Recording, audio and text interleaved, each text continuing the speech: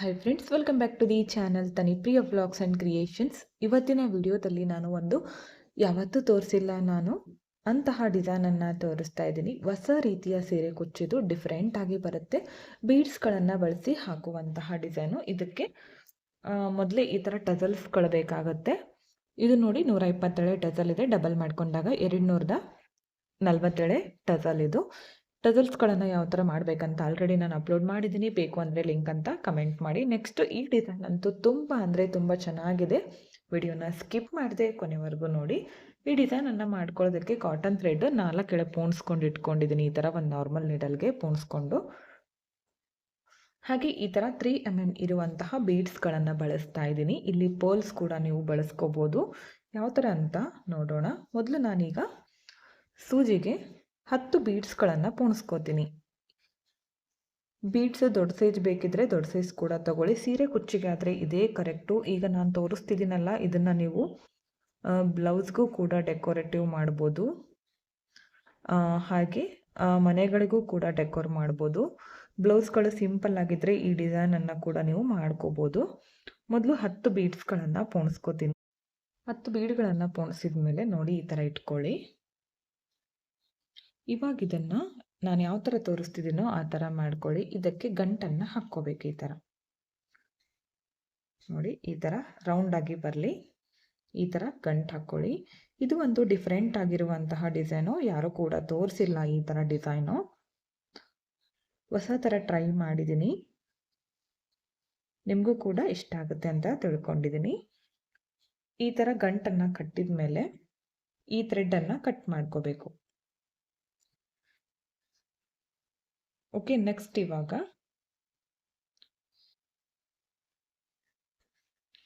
ಇಲ್ಲಿ 2 ಬೀಡ್ಗಳನ್ನು ಪೋಣಿಸ್ಬೇಕು.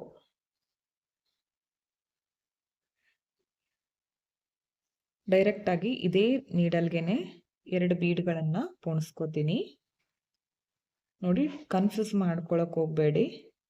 2 ಬೀಡ್ಗಳನ್ನು ಪೋಣಿಸಿದ ಮೇಲೆ ಈ ಬೀಡನ್ನು ಬಿಟ್ಟು ಈ ಬೀಡಿಂದ ಈ ಥರ ಸೂಜಿಯನ್ನು ಹೊರಗಡೆ ತೆಗಿರಿ.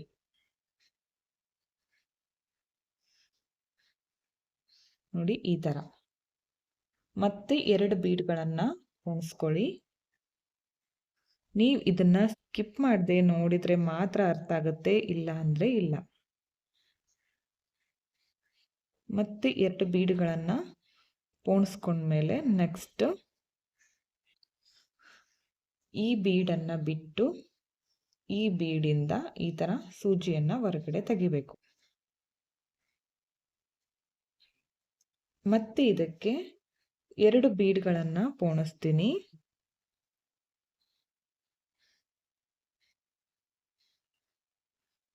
ಈ ಬೀಡನ್ನು ಬಿಟ್ಟು ಈ ಬೀಡಿಂದ ಸೂಜಿಯನ್ನು ಹೊರಗಡೆ ತೆಗಿರಿ.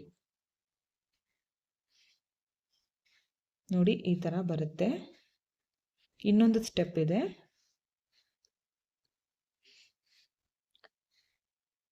ಮತ್ತೆ 2 ಬೀಡ್ಗಳನ್ನು ಪೋಣಿಸ್ಕೋತೀನಿ. ಈ ಬೀಡನ್ನು ಬಿಟ್ಟು ಈ ಬೀಡು, ಈ ಬೀಡಿಂದ ಸೂಜಿಯನ್ನು ಹೊರಗಡೆ ತೆಗಿಬೇಕು. ಮತ್ತೆ 2 ಬೀಡ್ಗಳನ್ನು ಪೋಣಿಸ್ಕೋತೀನಿ.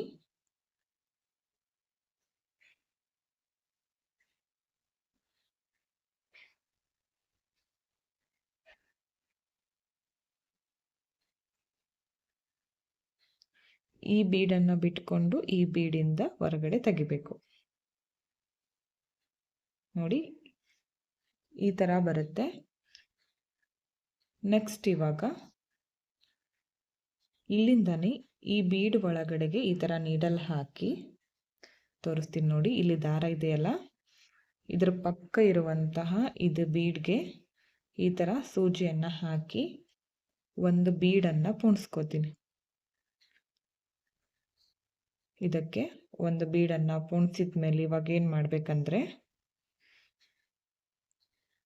ಈ ಬೀಡು ಮತ್ತು ಈ ಬೀಡು ಸ್ಟಾರ್ಟಿಂಗಲ್ಲಿ ಹಾಕ್ಕೊಂಡಿರ್ತೀವಲ್ಲ ಆ ಬೀಡು, ಈ 2 ಬೀಡಿಂದನೂ ಈ ಥರ ತೆಗಿರಿ. ನೋಡಿ, ಈ ಶೇಪಲ್ಲಿ ಬರುತ್ತೆ ಇವಾಗಿದು. ನೆಕ್ಸ್ಟ್ ಇಲ್ಲಿಂದ ಈ ಬೀಡ್ ಒಳಗಡೆ ನೀಡಲನ್ನು ಹಾಕಿ ಒಂದು ಬೀಡನ್ನು ಪೋಣಿಸ್ಕೊಳ್ಳಿ.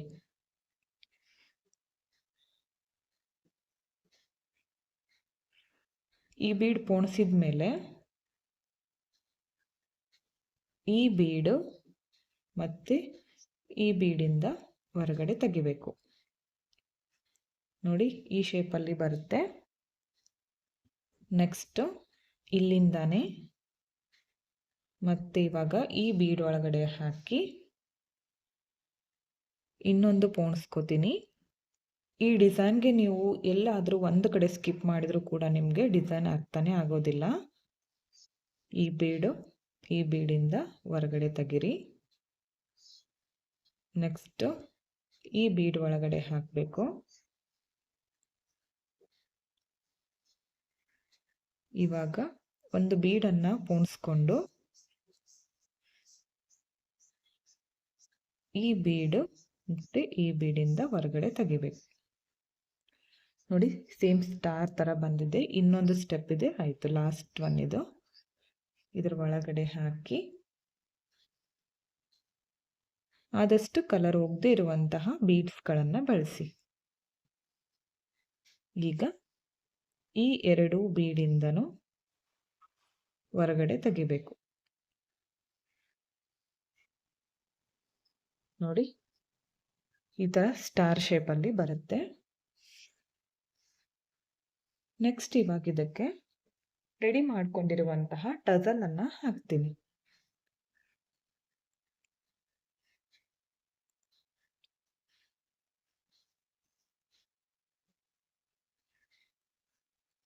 ಸೀರೆಯಲ್ಲಿ ಕಲರ್ ಕಾಂಬಿನೇಷನ್ ಯಾವುದಿರುತ್ತೋ ಅದನ್ನು ಹಾಕ್ಕೊಳ್ಳಿ. ಇಲ್ಲಿಂದ ಈ ಬೀಡ್ಗೆ ವಾಪಸ್ ಈ ಥರ ತಗೊಂಡೋಗಿ ದಾರವನ್ನು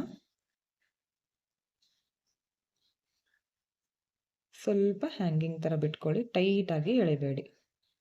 ಮತ್ತೆ ಇವಾಗ ಇದೇ ಟಜಲ್ನಲ್ಲಿ ಹಾಕಿ ಈ ಕಡೆ ತಗೊಳ್ಳಿ. ಮತ್ತೆ ಒಂದು ಸಲ ಬೀಡಿಂದ ಹೊರಗಡೆ ತೆಗಿರಿ. ಈ ಥರ ಒಂದು 2-3 ಸಲ ಮಾಡ್ಕೊಂಡ್ಮೇಲೆ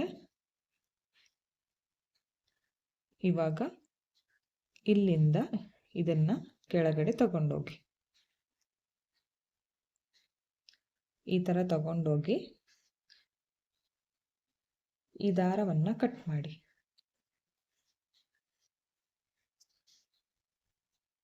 ನೋಡಿ ಎಷ್ಟು ಚೆನ್ನಾಗಿ ಬಂದಿದೆ. ಜಸ್ಟ್ ಇದನ್ನು ಇಲ್ಲಿ ನಾವು ಸೀರೆಗೆ ಸ್ಟಿಚ್ ಮಾಡಿಕೊಂಡ್ರೆ ಆಯಿತು. ಈ ಥರ ನಾನು 2 ರೆಡಿ ಮಾಡ್ಕೊಂಡಿದ್ದೀನಿ. ಸೀರೆಯ ಕಲರ್ ಕಾಂಬಿನೇಷನ್ ನೋಡಿಕೊಂಡು ನೀವು ಡಿಸೈನನ್ನು ಮಾಡ್ಕೊಳ್ಳಿ. ತುಂಬ ಅಂದರೆ ತುಂಬ ಚೆನ್ನಾಗಿ ಬರುತ್ತೆ. ಹೊಸ ರೀತಿಯ ಸೀರೆ ಕುಚ್ಚು ನೋಡಿ ಎಷ್ಟು ಚೆನ್ನಾಗಿ ಬಂದಿದೆ. ನಾನು ತೋರಿಸಿದ್ದು ಕೂಡ ನಿಮಗೆ ಅರ್ಥ ಆಯಿತು ಅನ್ಕೋತೀನಿ. ಇವಾಗ ಇದನ್ನು ಸೀರೆಗೆ ಯಾವ ಥರ ಸ್ಟಿಚ್ ಮಾಡೋದಂತ ತೋರಿಸ್ತೀನಿ.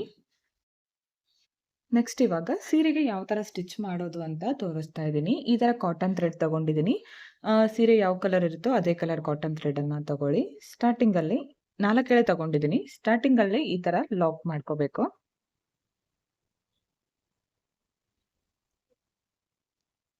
ನೋಡಿ ಈ ಥರ ಲಾಕ್ ಮಾಡ್ಕೊಳ್ಳಿ.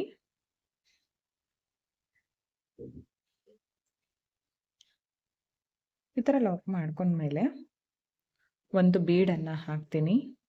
ಹಾಗೆ ಒಂದು ಪರ್ಲು ಮತ್ತು ಒಂದು ಬೀಡು. ಬೀಡ್ಸ್ಗಳು ಬೇಕಿದ್ರೆ ಹಾಕ್ಕೊಳ್ಳಿ. ಆಲ್ರೆಡಿ ಜಾಸ್ತಿ ನಾವಿಲ್ಲಿ ವರ್ಕನ್ನು ಮಾಡ್ಕೊಳ್ಳುವಾಗ ಹಾಕಿರ್ತೀವಲ್ಲ.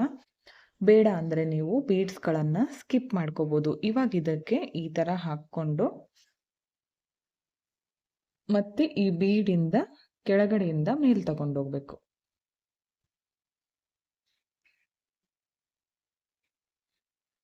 ನೋಡಿ ಈ ಥರ ಬರುತ್ತೆ.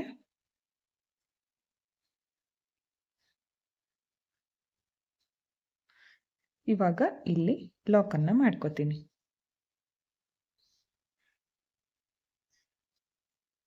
ಇವಾಗ ಇಲ್ಲಿ 3 ಬೀಡ್ಸ್ಗಳನ್ನು ಹಾಕಿದ್ನಲ್ಲ, ಅದು ಬೇಡ ಅಂದರೆ ನೀವು ಸ್ಕಿಪ್ ಮಾಡ್ಕೊಳ್ಳಿ. ಬೀಡ್ಸ್ಗಳು ಜಾಸ್ತಿ ಆಗುತ್ತೆ ಅಂದರೆ. ಲಾಕ್ ಮಾಡಿಕೊಂಡು ಈ 3 ಬೀಡಿಂದನೂ ಈ ಥರ ಹೊರಗಡೆ ತಂದು ಕಟ್ ಮಾಡ್ಕೊಳ್ಳಿ ದಾರವನ್ನು. ನೋಡಿ ಎಷ್ಟು ಚೆನ್ನಾಗಿ ಬಂದಿದೆ. ಈ ಥರ ನಿಮಗೆ ಗ್ಯಾಪ್ ಎಷ್ಟು ಬೇಕೋ ಒಂದು ಸೀರೆಗೆ ಒಂದಾದಮೇಲೆ ನೋಡಿಕೊಂಡು ಮಾಡ್ಕೊಳ್ಳಿ. ಆಲ್ಮೋಸ್ಟ್ ಇದು ಸ್ವಲ್ಪ ದೂರ ಇದ್ರೇ ಚೆನ್ನಾಗಿ ಕಾಣಿಸುತ್ತೆ. ಒಂದು ಕುಚ್ಚು ಆದಮೇಲೆ ನೀವು 1 ಇಂಚು ಅಥವಾ 1.5 ಇಂಚ್ಗೆ ನೀವು ಮಾಡ್ಕೋಬೋದು. ಓಕೆ ಫ್ರೆಂಡ್ಸ್, ನೋಡಿ ಫೈನಲ್ ಲುಕ್ ಈ ಥರ ಬಂದಿದೆ. ತುಂಬಾ ಚೆನ್ನಾಗಿ ಕಾಣಿಸ್ತಾ ಇತ್ತು. ನಿಮಗೂ ಕೂಡ ಇಷ್ಟ ಆಯಿತು ಅನ್ಕೋತೀನಿ. ಇಷ್ಟ ಆಗಿದ್ರೆ ಒಂದು ಲೈಕ್ ಮಾಡಿ, ಹಾಗೆ ಫ್ರೆಂಡ್ಸ್ಗಳಿಗೆ ಶೇರ್ ಮಾಡಿ. ನಾನಿಲ್ಲಿ 1 ಇಂಚ್ಗಿಂತ ಜಾಸ್ತಿ ಗ್ಯಾಪನ್ನು ಬಿಟ್ಕೊಂಡಿದ್ದೀನಿ. ನಿಮ್ಗೆ ಎಷ್ಟು ಗ್ಯಾಪ್ ಬೇಕೋ ನೋಡಿಕೊಂಡು ಮಾಡ್ಕೊಳ್ಳಿ. ತುಂಬ ಅಂದರೆ ತುಂಬ ಚೆನ್ನಾಗಿ ಬರುತ್ತೆ ಫ್ರೆಂಡ್ಸ್. ಒಂದ್ಸಲ ಟ್ರೈ ಮಾಡಿ. ಇದನ್ನು ಬ್ಲೌಸ್ಗಳಿಗೆ ಲಟ್ಕನ್ ಆಗಿ ಕೂಡ ಬಳಸ್ಕೋಬೋದು. ತುಂಬಾ ಚೆನ್ನಾಗಿರುತ್ತೆ. ಬೀಡ್ಸ್ಗಳನ್ನು ಚೇಂಜ್ ಮಾಡಿ ನೀವು ಮಾಡ್ಕೋಬೋದು. ಹಾಗೆ ವಿಡಿಯೋನ ಸಬ್ಸ್ಕ್ರೈಬ್ ಮಾಡ್ಕೊಳ್ಳದೆ ನೋಡ್ತಾ ಇದ್ದರೆ ಚಾನಲನ್ನು ಸಬ್ಸ್ಕ್ರೈಬ್ ಮಾಡಿಕೊಂಡು ವಿಡಿಯೋಗಳನ್ನು ನೋಡಿ. ಹೆಚ್ಚಿನ ವಿಡಿಯೋಗಳಿಗಾಗಿ ಬೆಲ್ ಐಕಾನನ್ನು ಕ್ಲಿಕ್ ಮಾಡಿ ಆಲ್ ಅನ್ನೋ ಆಪ್ಷನ್ನ ಸೆಲೆಕ್ಟ್ ಮಾಡಿಕೊಂಡ್ರೆ ನಾನು ವಿಡಿಯೋ ಹಾಕಿದ ತಕ್ಷಣ ಮೊದಲು ನಿಮಗೆ ನೋಟಿಫಿಕೇಷನ್ ಬಂದು ತಲುಪುತ್ತೆ.